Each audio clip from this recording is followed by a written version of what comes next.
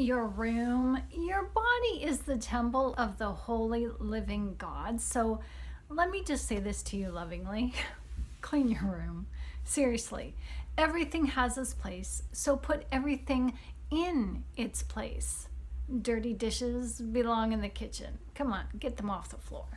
And clean your closet, because some of those emotions that you've got lingering in there, you've outgrown them and they no longer fit you. So what are you hanging on to them for? Really?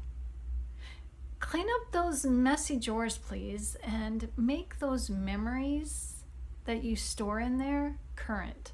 Stop comparing new friends to old ones. And clean up that mirror, please. Take those old pictures of you down. You don't look like that anymore, and you never will. See yourself as who you are now and who you strive to be. Make those goals for your future current. Pick up the clutter off the floor, please, and give your room a sweep up, a dust up, and a vacuum. Put the garbage in the trash. That's those old phone numbers of people that you no longer talk to, those gifts from friends who abused you. Yeah, stay no contact, please.